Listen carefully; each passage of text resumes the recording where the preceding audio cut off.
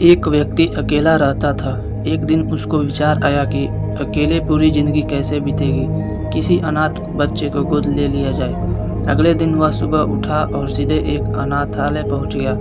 उसने एक 8 साल के बच्चों को चुना और उसको घर ले आया। उसने उसका नाम मनसापूर्ण रखा। वह रोज ऑफिस जाने से पहले मनसापूर्ण के लिए खाना बनाकर रख जाता।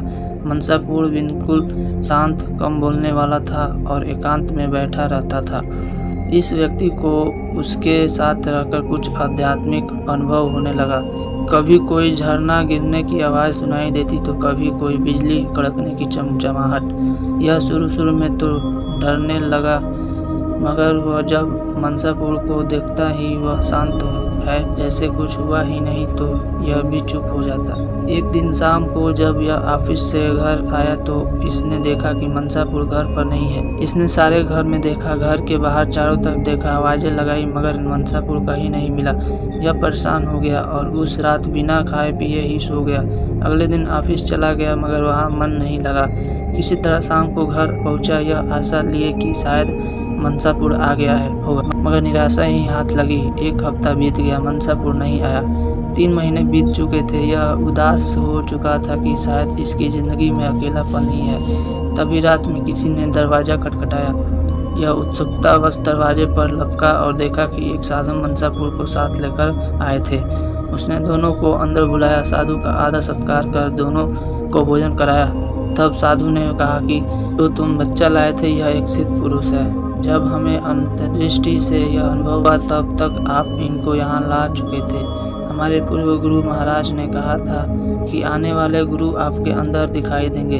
हम उसी इंतजार में थे। जिस दिन हमें रात को अनुभव हुआ कि गुरुदेव वहाँ अनाथालयाश्रम में प्रकट हुए हैं, हम वहाँ गए तो पता लगा कि आप उनको यहाँ लाए हैं। साधु ने उस व्यक्ति को कहा कि तुम अगर चाहो तो इन्हें गुरु रूप में स्वीकार कर सकते हो। मैं इनको इनके आश्रम दिखाने ले गया था। तुम चाहो तो हमारे साथ चल भी सकते हो। तब उस व्यक्ति को उस बच्चे के साथ बीते कुछ दिन याद आए और वह आवाज़ें और प्रकाश के झोंके याद आने लगे। उसको अपनी प्रसन्नता और बिना किसी कारण के आनंद का अनुभव याद आया था, और इस बच्चे के जाने के बाद के दिनों की निराशा और दुख भी याद आने लगा। और जैसे ही उसने मनसापूर्ण की तरफ देखा, उसे अपार ऊर्जा का अनुभव होने लगा जो उसके मस्तिष्क पर चमक रही थी।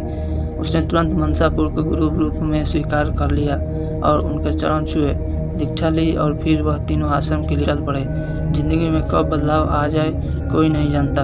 अपनी ज़िंदगी को साफ सुथरा रखना चाहिए। किसी भी समय आपके जीवन पर किसी बुद्ध पुरुष की कृपा हो सकती है और पूरा जीवन बदल सकता है। तो दोस्तों, आपको यह कहानी कैसी लगी हमें कमेंट में ज़रूर बताएं, और ऐसी ही वीडियो देखने के लिए हमारे चैनल को सब्सक्राइब जरूर करें। धन्यवाद।